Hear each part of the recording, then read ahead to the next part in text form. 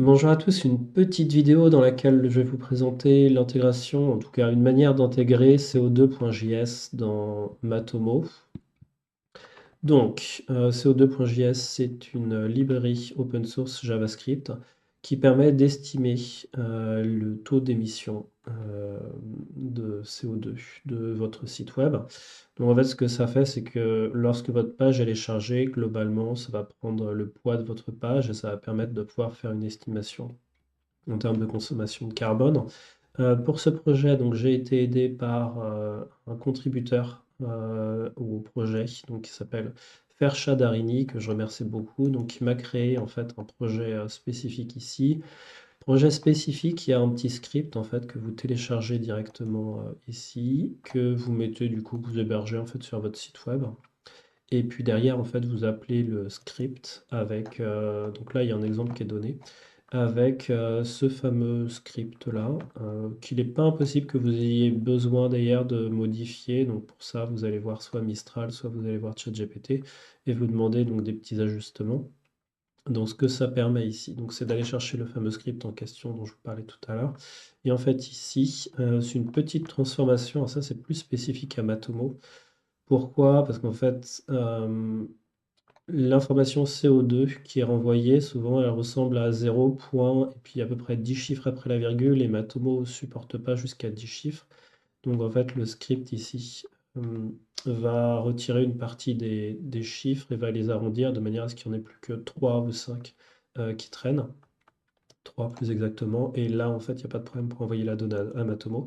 Et là, du coup, vous avez un envoi au data layer donc, qui est utilisé si vous utilisez Matomo Tag Manager. Donc globalement ici, j'ai mon petit site web. Sur mon petit site web, je suis venu copier-coller du coup hein, la fameuse ligne de code qui est ici, qui va du coup aller chercher le fameux script qui est basé ici sur mon site web. Côté Matomo Tag Manager, alors à quoi ça ressemble? Côté Matomo Tag Manager, ça va ressembler à ça. Je vais créer du coup une variable du data layer qui s'appelle CO2 que je vous ai montré il y a quelques minutes. Cette variable-là, en fait, je vais l'intégrer dans une balise. Ma balise, elle s'appelle CO2. J'ai décidé que ce soit un événement.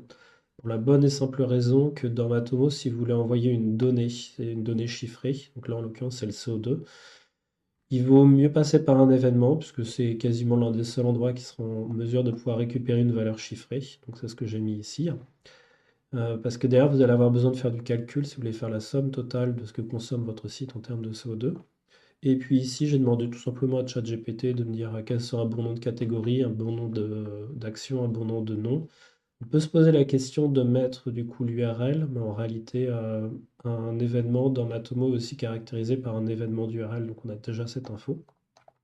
Ici, en termes de trigger, j'ai mis du coup un timer qui est de 2 secondes, tout simplement, parce qu'en fait, il faut d'abord attendre que la page elle est intégralement chargée pour pouvoir mesurer sa taille. Donc si vous mettez simplement page view, en fait, ça va pas, ça vous enverra une valeur 0, ce qui ne sera pas très utile.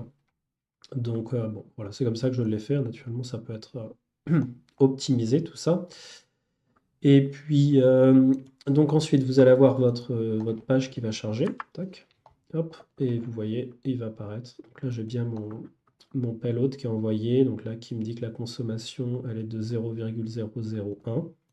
Ensuite, comment est-ce qu'elle va apparaître dans Matomo? Donc je vais aller dans Dashboard. Alors là, j'ai créé un dashboard un peu particulier spécialement pour vous montrer les capacités de l'outil, hein. Donc ici, ça j'ai créé un custom report dans Matomo, un custom report qui ressemble à ça. Hop, donc je l'ai dit, va me prendre l'event URL et le total event value. Et du coup, bah, ça me fait le fameux rapport que je vous montrais. Et également, j'ai demandé de me créer un CO2 evolution qui prend tout simplement le total event value. Et à côté de ça, j'ai également, donc ça ressemble à ça, hop, event value, total event value. Et également, j'ai demandé d'ajouter en fait le rapport classique sur les événements qui me permet donc derrière d'avoir ma mesure. Voilà. Donc, tout ça, c'est intéressant, d'accord? Ça nous donne des informations, mais les informations, elles ne sont pas contextualisées.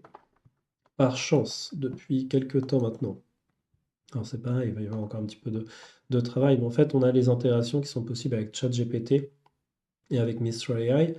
Alors, malheureusement pour moi aujourd'hui, je ne peux pas vous faire une démo parce que les plugins, j'arrive pas à les faire fonctionner. Alors, je ne sais pas si c'est lié à moi ou si c'est une non mise à jour du coup des plugins ou quelque chose qui ne va pas là-dessus. Mais bref, c'est un petit détail.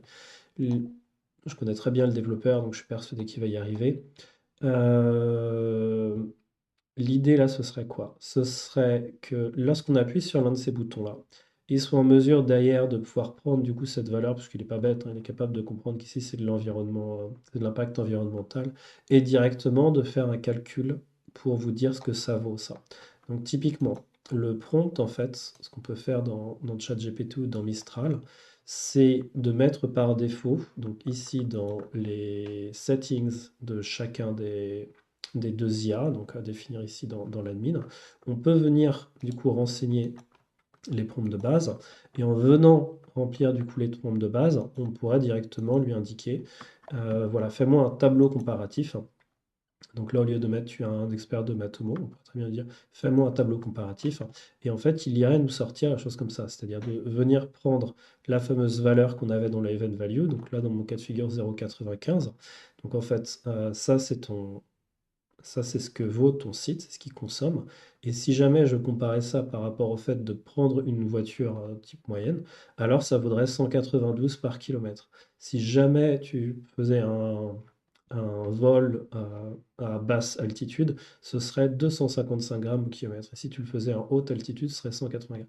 Et là, on commence en effet à avoir une bonne intégration entre de la valeur qui est utile dans Matomo avec un tableau de comparaison utile qui vient d'une IA pour que derrière les chiffres aient du sens à l'intérieur de Mato. Voilà, j'espère que cette vidéo vous aura plu. À très bientôt.